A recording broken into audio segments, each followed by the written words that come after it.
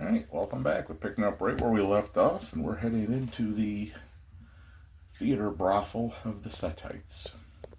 And unfortunately, this is also where we pick up one of my Hey, least boys. favorite I've got what character you co-re want. members in this game. Love, you don't even know what I want. Fresh blood. I take it back. I guess you do know after all.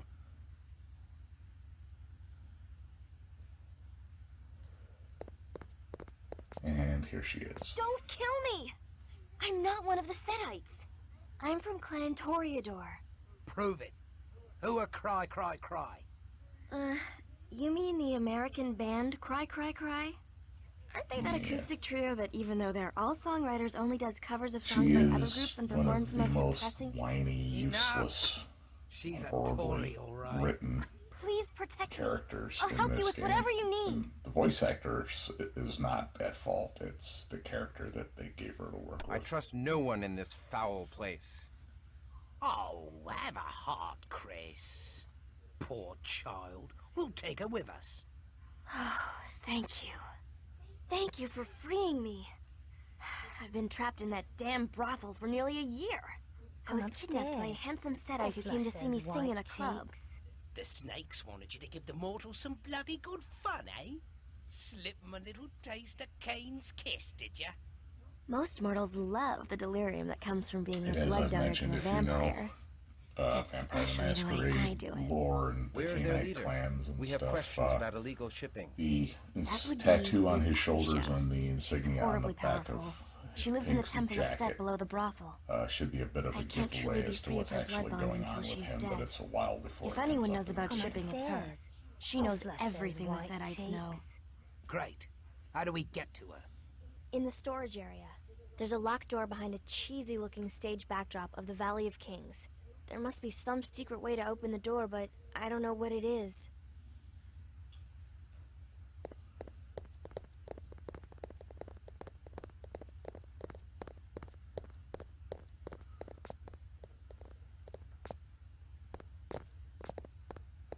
Do a little bit of wandering before I figure out where I'm supposed to go here.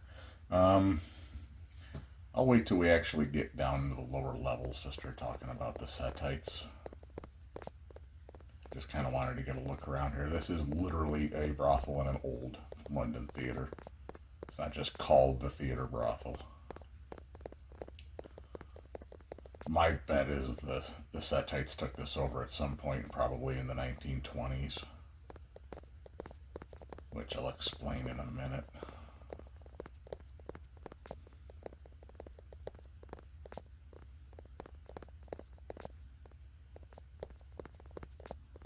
And that picture that's behind us, which threw me off, is that's not the Valley of the Kings. That is outside Cairo at the Great Pyramid and the Sphinx.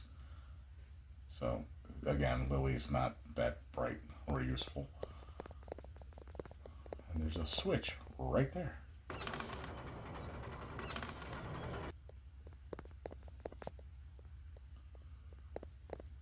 Okay, so as you can tell by the motif, the Setites are a clan that does ancient Egypt, and right there is their clan symbol. That is the Egyptian god Set, who in their version of the Egyptian mythology is should be the one in charge, or at least they should have let him carry out his plan to destroy the world or whatever. It's weird. It changes a little bit over time and who's telling the story. But Set is basically the god of darkness and chaos in ancient Egyptian lore, or at least as I've been able to understand it, because there's multiple interpretations of him. There's not even agreement on what animal his head is supposed to be. You know, the whole Egyptian body of a human, head of an animal thing with their gods. It's usually just called either the Typhonian beast or the Set animal. There are all kinds of different theories as to what animal that is supposed to be, but no one can really agree. I won't really get into all of the ridiculous aspects of Egyptian mythology. Chris, that they get into here. Or, gobbling up Osiris. but I will say, for as much as the Their worship of Set is Vampire the Masquerade, the Cainite / Kindred lore kind of does their own thing with Cain and the Old Testament and all that to make it work with their the story they're trying to tell in the background. They want to work with their story. The Setite backstory and the lore written for their clan kind of does the same thing with Egyptian mythology. It is recognizable to it, but it's also like there's some stuff in it that is very, very not actually in Egyptian mythology. There's some stuff that you could almost interpret, say it's a different interpretation of the Egyptian pantheon and mythology, but there's some stuff that's straight up just made up to make the clan work. But as I mentioned, I think they took this theater over in the 1920s. In the 20s, the whole King Tut and Howard Carter and all of that, especially in England and in the United States, but to a lesser extent in France and Germany and places like that too. That kind of stuff just spawned this massive 1920s and to some extent into the 1930s just craze for Egyptian mythology and imagery and architecture and stuff, to the extent where you did see theaters like this, not like wording now, but the actual, the decor of theaters being built in the style of ancient Egyptian temples and things like that. That's also, into the 1930s, of course, you have the Universal Studios original Mummy movie, which was in some way kind of an offshoot of that. It was kind of, you could almost see it as Hollywood kind of making fun of that Egyptian craze and the whole thing with archaeologists just digging up whatever they could find and bringing it back and selling it to the highest bidders or donating it to museums and da-da-da-da-da. And yeah, it was an interesting time. I mean, in the real world, into the 1890s and early 1900s, mummies were so common in Egypt and North Africa that they used them as fuel for the railroads. It was not like it is now, where this was, revered ancient history that people studied and pored over and built their careers out of trying to understand and everything. It was literally just such a common thing in North Africa and the Nile Valley that nobody even really paid any attention to it, at least other than the locals and some very few scholars that were interested in it. But, Europeans, especially, again, the British, really did the best they could to not do anything with it, because they didn't want any attention drawn to this, what was supposed to be an independent kingdom in Egypt that was basically being ruled as a part of the British Empire since the 1880s. Again, it was kind of a weird situation. I won't really get into it, but it was supposed to be independent and then supposed to be a protectorate, and then the entire time they basically just ruled it as part of their colonial empire. Much to the anger and rage of the actual Egyptians. Which is why, a lot of, even to this day, there's a lot of anti-British sentiment in Egypt and the Middle East and North Africa.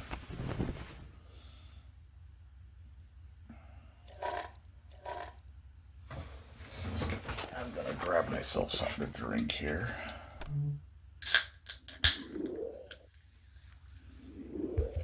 I would have cut this one, that messing with the inventory and stuff out, but this all considered, this really isn't that long of one. By the time we finish the boss and the aftermath of it, it's only just over 45 minutes, so really not worth all the trimming down. The next one I'm going to have to do a lot of trimming, because it gets interesting.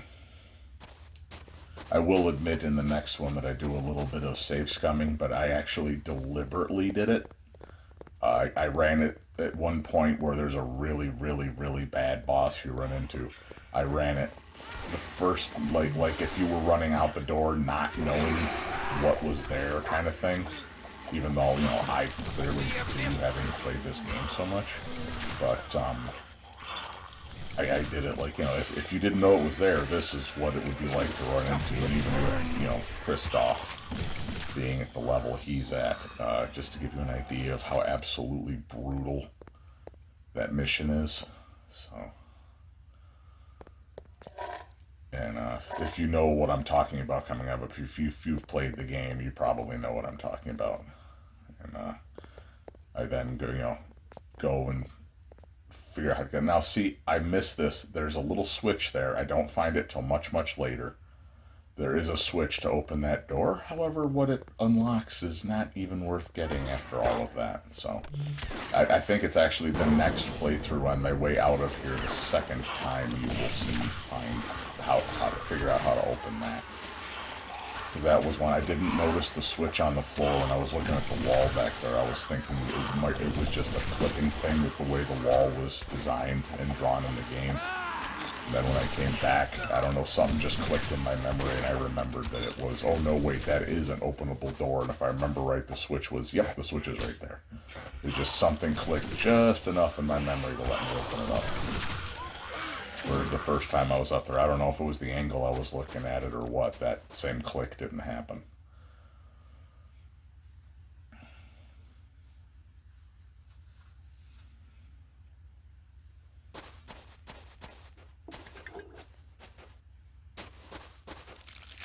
But the Setites, their whole thing, to get back to talking with that a little bit, as I try to do lore, we play through these games, the whole thing with them is,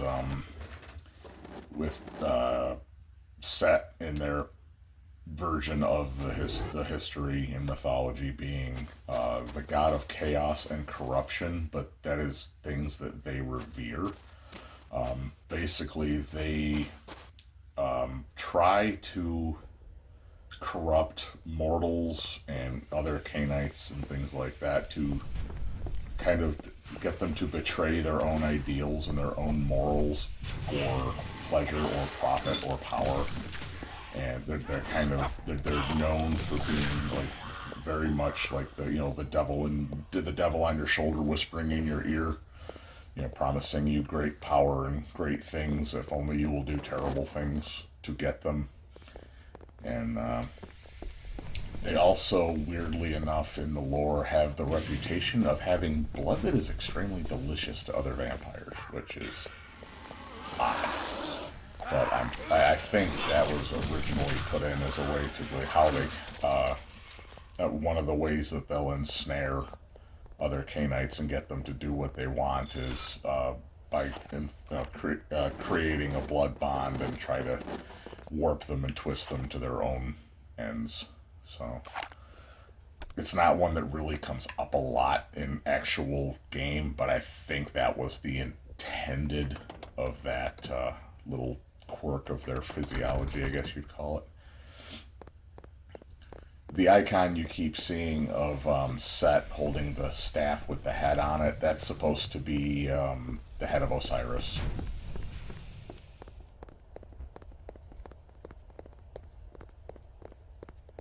In the mythology, it was Set who just murdered Osiris and chopped him up and everything else. Slaughter them, infidels.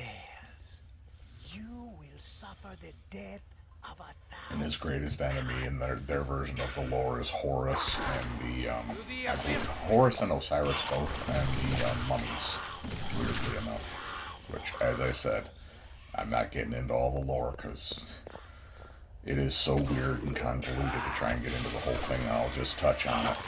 The Setites are one that I read through their clan source book, I think once, and went, yep, that is a thing that exists. I have now read that and moved on. It's like reading through the Clan Shimase source book. It was like, yep, I read that, and now I don't ever have to read it again.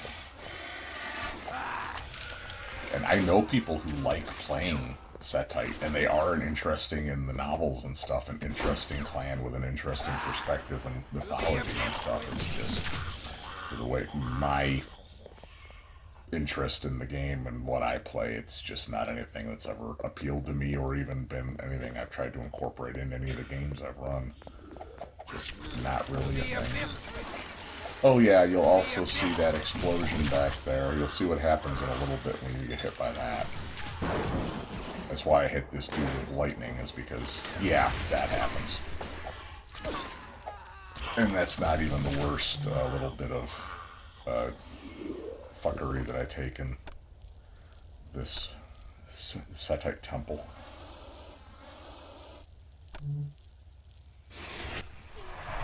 I don't know what's up with this guy. He just stands there with his back to you staring at the wall. But whatever. It's easier to kill him that way.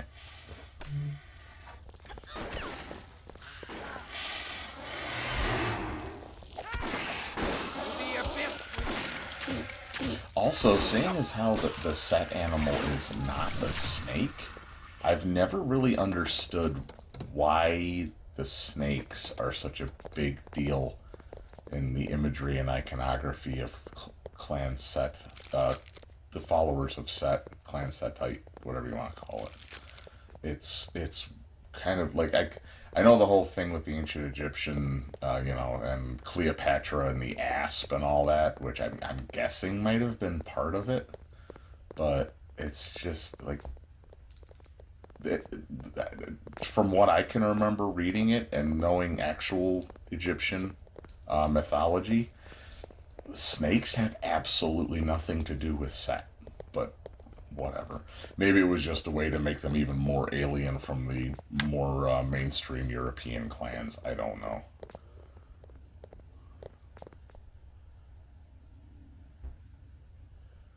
I do a little bit of wandering around here trying to figure out where I'm supposed to go and what I'm supposed to open, so apologies for the aimless back and forth for a little bit here.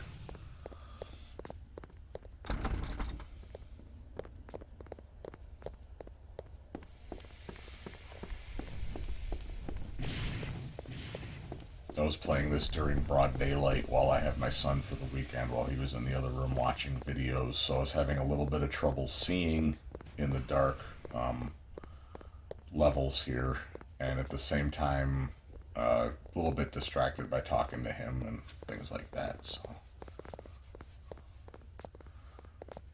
a couple of times I lost track of where I was supposed to go or where I had been, just because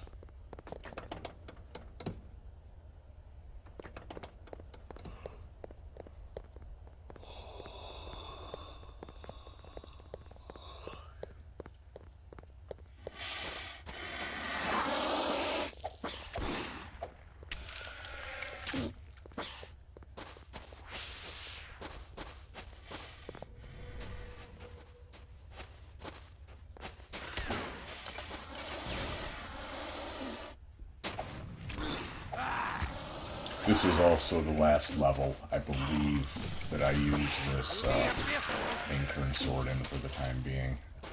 I end up coming across later on in part, I wasn't recording when I was hitting the shop and unloading stuff and looking for things. I managed to find a better normal sword that is more accurate. Doesn't swing and miss nearly as much as this thing does. Kind of miss the blood drawing ability it has, but being able to actually hit when I'm swinging at is quite a nice change after using this thing for a while.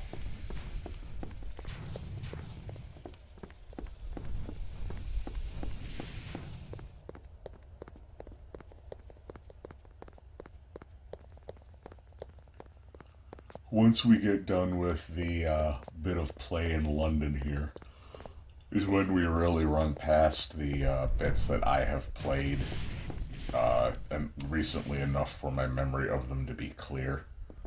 So after this one and the next one are over and we're done in London, I will basically be playing the new, for all intents and purposes, because yes, I have played them before. As I've said, I've beaten the game, but it has been quite a while since I've made it past London. I usually just stop playing by this point, because I enjoy the medieval part of this game much more than the modern. So once we get to London, I quite often will put the game down and have every intention of coming back later and playing it when I want something to do, and then just kind of forgetting about it. So,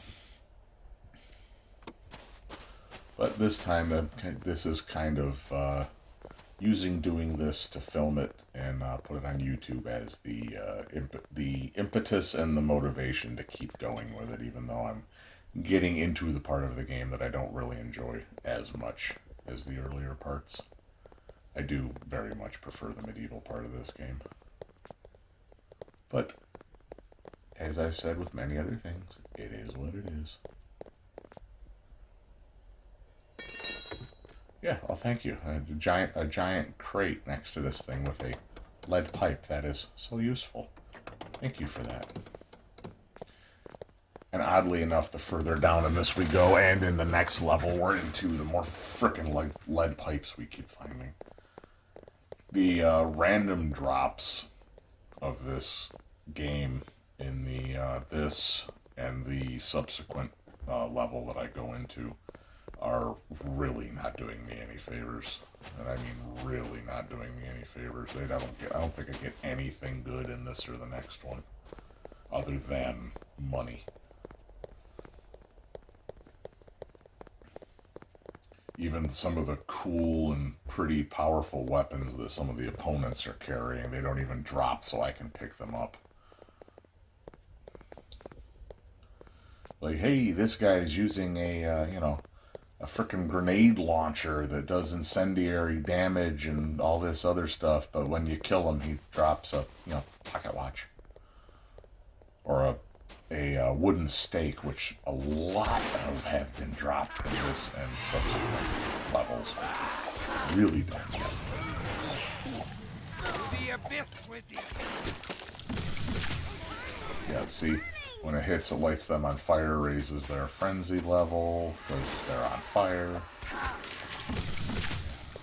However, when you use it, the thing's pretty much useless. Which is why I've got her with a assault rifle and him with a shotgun. Some of the fire-based stuff, it is better than nothing, but honestly, Kristoff's fire powers do way more damage and are way more reliable as damage dealers. So, they're much better off just getting normal weapons.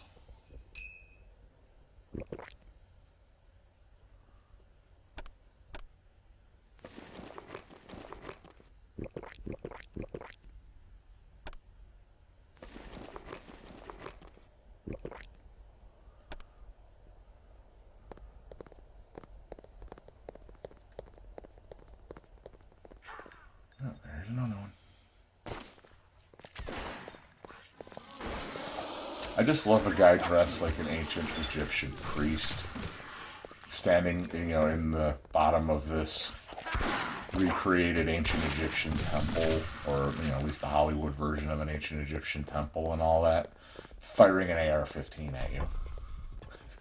I find that hilarious. I really do. Welcome to Vampire the Masquerade.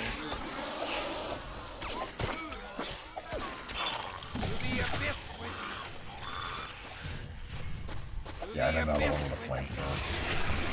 To the abyss with you. Coming up a bit later on, I had described it earlier in one of the playthroughs. You'll actually see what happens when you get staked, because one of them manages to pull it off with Kristoff coming up here. I can't remember how soon it is. I know it's at some point in this playthrough, this level, but I can't remember exactly where or when.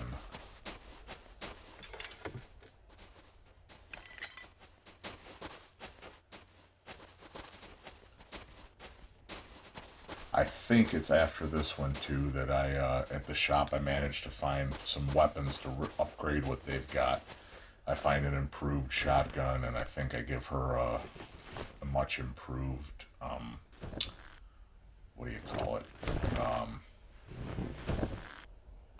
Assault rifle.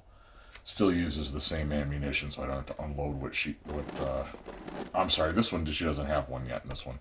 That's because I got a little ahead of myself. The next one, she does have one. I get her a good one. And I will say, as much as I prefer having Serena in the coterie over her, she is more useful with ranged weapons than Serena was. Serena was really good with her disciplines, where Lily is actually somewhat useful with a good rifle or shotgun in her hands. Not great, but better than useless at least.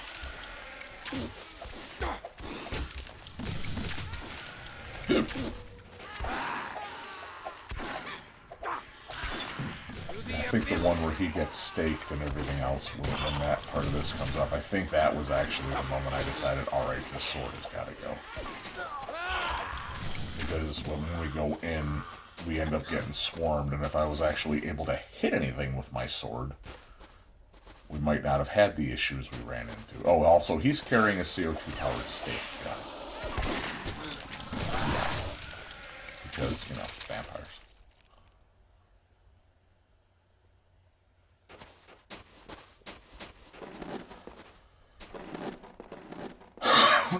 Excuse me. It's gotten very cold here the last few days, and it's starting to aggravate my coughing and stuff. So, trying to hold it down while I'm recording, but sometimes you don't always succeed.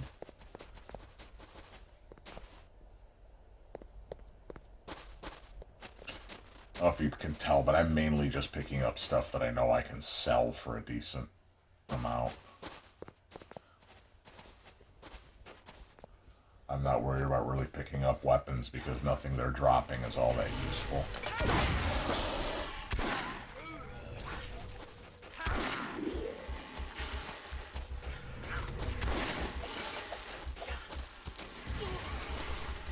And I'm under control of the eyes of the serpent right now, so I can't really do anything unless the one that casts it, either something happens to him, the power expires, or he manages to hurt me, in which case it kind of breaks his control.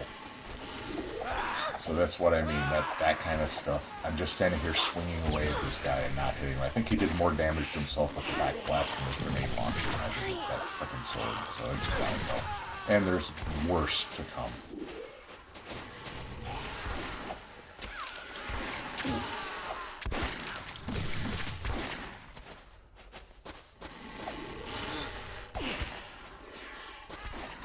To the abyss with you.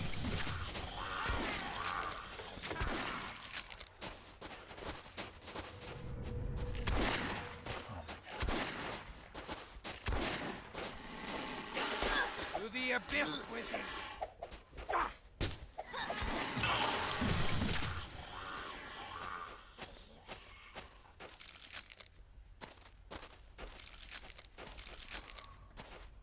For a clan that does so much drug dealing and everything else, you'd think the guys would be dropping more than three bucks when you kill them. But, yeah, it is what it is.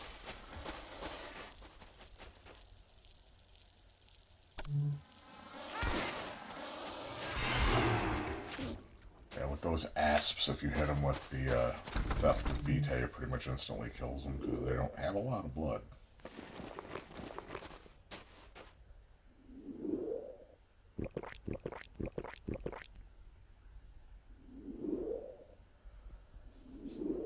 Also, after we're done with this one, I spend some of the XP that she's gotten up her healing and feeding ability and stuff because, man, she is weak. She fails a lot of healing attempts, and when she does succeed, they don't heal all that much. So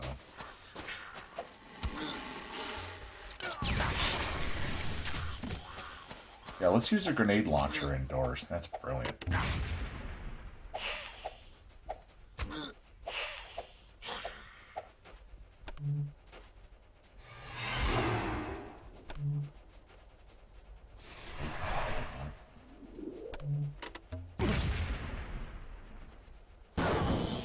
You hit me with a grenade, I'll hit you with lightning.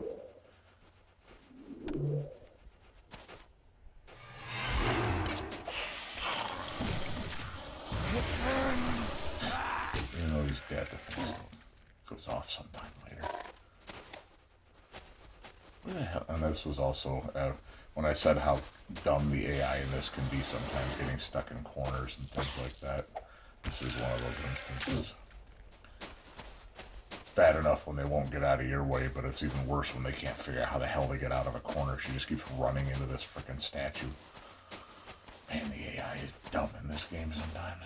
But late 90s. You Can't expect too much. Now it's time to let's just do this the easy way for a while.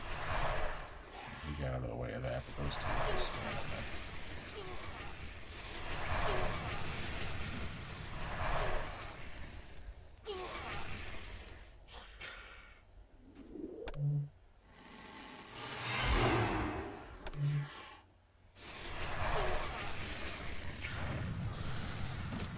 Hello, sweetness. Come here. I want a taste of you.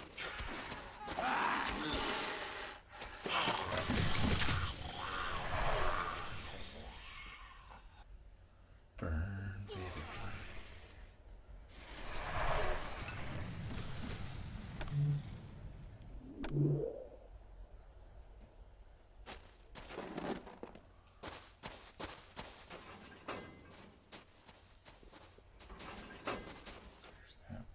And there's one on the other wall, and that opens up the side accesses that I bypassed earlier. That's one of the main things I don't like with this level is all the switches and hidden shit that you gotta open up. I want to just get through shit. I am weak with lack of precious blood. I don't want to have to do the Minotaur's Labyrinth thing. I accidentally used all of my blood.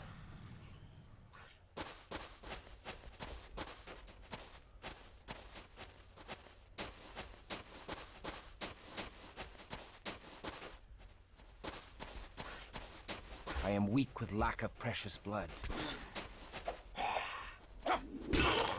Which is when the Anchoring Sword does come in handy, because I can't use Theft of Vitae when my blood is too low. However, the sword still works. I When am it weak with manages to lack hit of precious blood.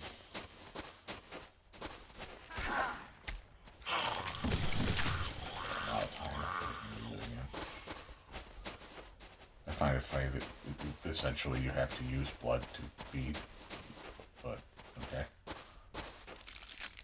Because it takes blood to activate the discipline that steals blood, which is odd. Sure.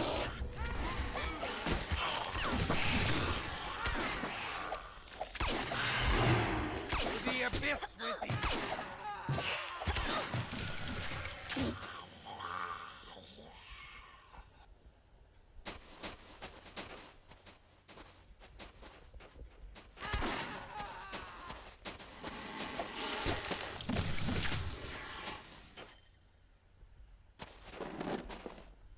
I'm trying to pick up revolver rounds and stuff and keep her in ammunition, but they ain't really doing a lot of good.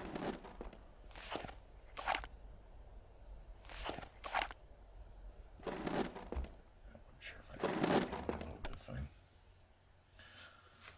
thing. Also, I'm sorry if my voice isn't picking up like it normally does. If you can't tell compared to the other ones, I'm not speaking nearly as loudly. I'm kind of feeling kind of ugh right now, so I'm just kind of muttering and trying to enunciate my way through this, but I want to get it done. I haven't uploaded anything in a while. I played this. I want to get this and the next one eventually here in the can ready to go so I can move on from them. As I said, I'm now at the point of this game where I'm basically getting through it just because I said I would. I'm not really even enjoying it at this point. But not that I don't like playing it, it's just, as I said, I enjoy the medieval portion of this much, much more than the modern.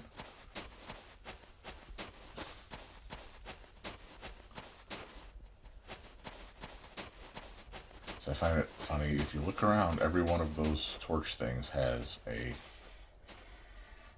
I keep wanting to say asp, viper, underneath it. And as long as you, for the most part, stay on the walkway, they don't come out after you. Unless, somebody just happens to get close enough to them. So, what I do, you see what I do here is I try to, get them fed up a little bit since we're running a little low on blood. And then I draw it out of the vipers as I go after them one by one. Use myself as a blood bag, as I'd said before, I tend to end up doing in this game. I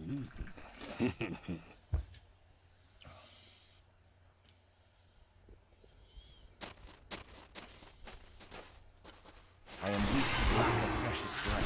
I think also part of my blahs might be the holiday season coming up, well, is here. We're only a few days shy of Christmas, and I'm not really a holiday Christmas person, not even Christian, so. And on top of that, Christmas and New Year's weeks at work for my job are very, very, very weird schedules, which I'm not looking forward to. Both of the next 2 weeks, I work Monday, off Tuesday, Wednesday, work Thursday, work a partial day on Friday, which is, it sounds good having the time off, but when it's broken up like that, 2-day weekend, work a day, 2 days off for the holiday, work a day, work a half day, 2 days off, work a day, 2 days off, work a day, work a half day, 2 days off. My sleep and just routine for the day after that 2 weeks is going to be so thrown off. It's going to feel so bizarre after New Year's trying to go back to a normal schedule again. If I had like that 2 weeks off, or I could, flip those holidays around and say take 4 days off for Christmas or 4 days off for New Year's, but work the other holiday and still basically have the same day number of holidays off, just use them at a different time, it wouldn't be so bad. But I'm really not looking forward to the next couple of weeks.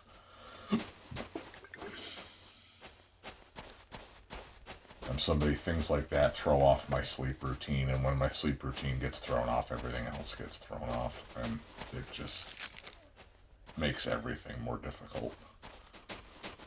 I do not sleep well as it is, and anything that throws off my sleep pattern just makes my general health so much worse.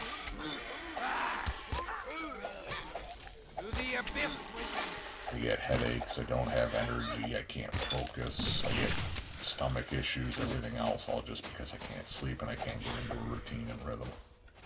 As dumb as it sounds, I'm 44 years old, I have figured this out about myself.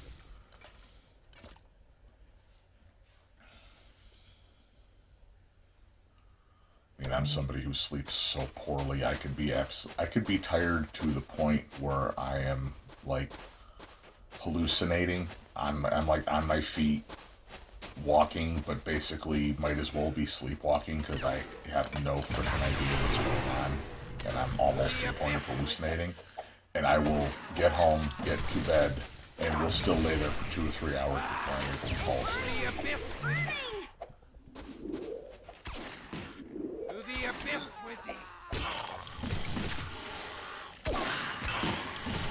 Like I have worked 4 16-hour shifts in a row without sleeping in between, then made the 4-hour drive home from where I was working. There you go, I just got staked.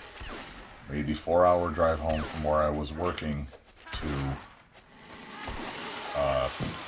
home, and got home, didn't even shower, crawled into bed, and just basically laid in bed, tossing and turning and everything else for a good 2 or 3 hours before I was able to fall asleep after basically not sleeping for a week.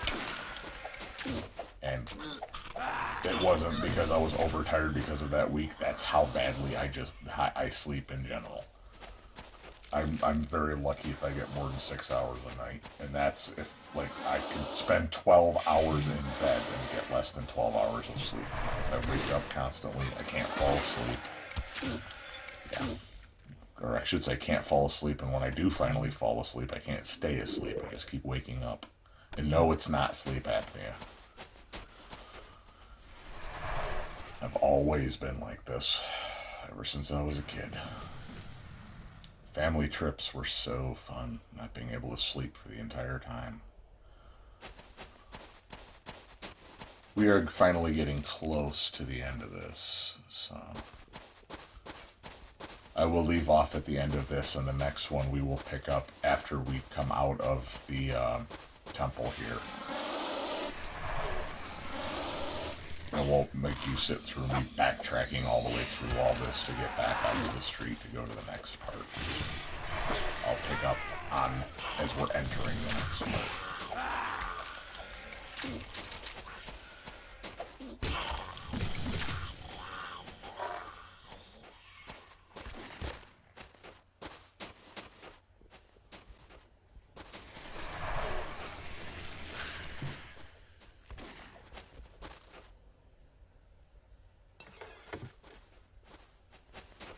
Antidote to what? The poison you just drank.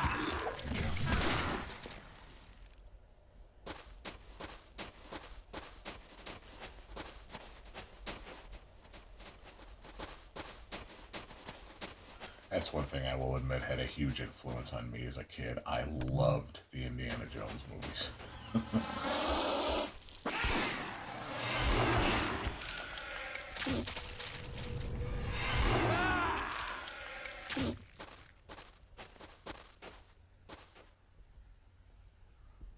I still do. I actually liked the last one. That a lot of people said was very boring and didn't have much of a plot and was too drawn out. I actually thought it was a good send-off to the character. I liked it. I mean, so it wasn't nothing but non-stop action like the earlier movies. Well, guess what? Indies into babies now. It's gonna happen. Happens to the best of us. We all get older and slow down.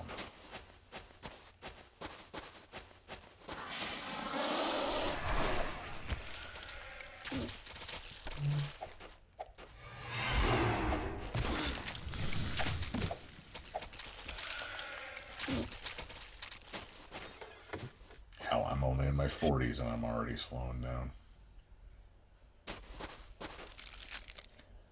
And I didn't spend a decade fighting Nazis and getting, you know, riding,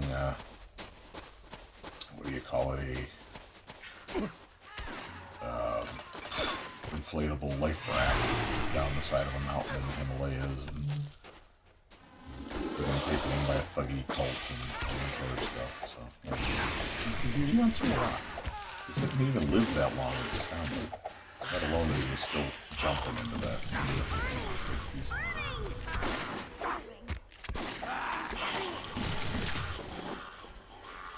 Late 60s, I guess that movie takes place.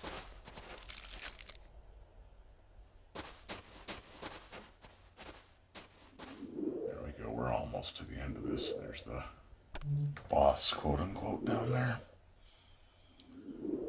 It's one thing if everybody's blood is low, but I want to at least get their health up. I can't remember if we have combat here coming up.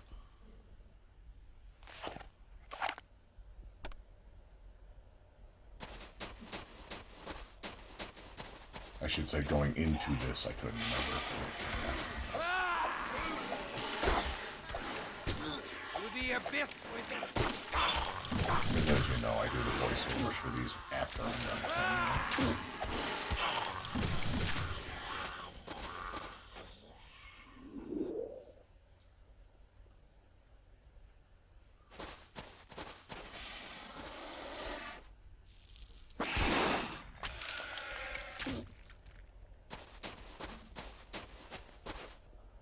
Who the hell dropped his NVGs down here?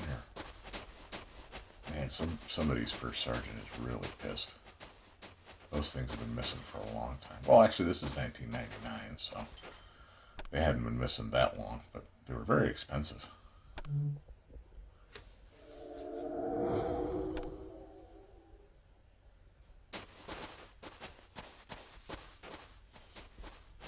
It's actually probably a lot worse in 1999.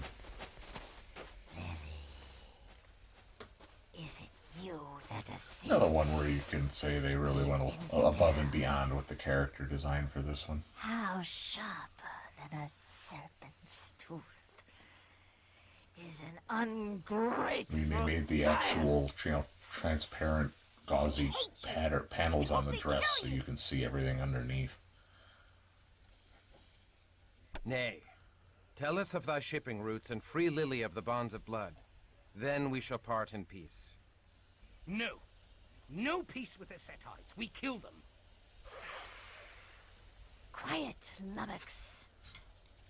Where do you come from, little one? You sound ancient, yet you look so young. So since we're almost pretty much to the end of this one, I will let this play out and say thank you for watching. Foolish. Stay tuned for the next one, which won't be that far away. Please give a like and subscribe if you can. We will see you on the next one. Have a good one. Later. For killing my worshippers.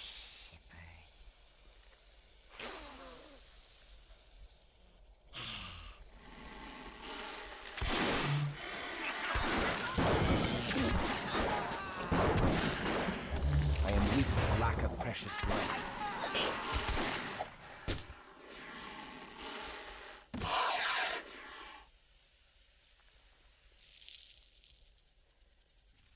Damn! She's not dead. What dost thou mean? She is as dead as any Cainite I have destroyed. Pink is right. I still feel the tug of the blood bond. She can't be killed because she's got no heart. A lot of these damn snakes do that. They rip out their hearts and stuff them in a jug someplace safe. Then we must find Lucretia's heart. Mayhap we can bargain with it to secure the knowledge of the Prague shipments. Lucretia leaves the brothel a lot to go to a secret haven. I don't know where it is, but I've heard the guards talking about escorting her to the tower. What tower? The Bleeding Tower of London? I think so.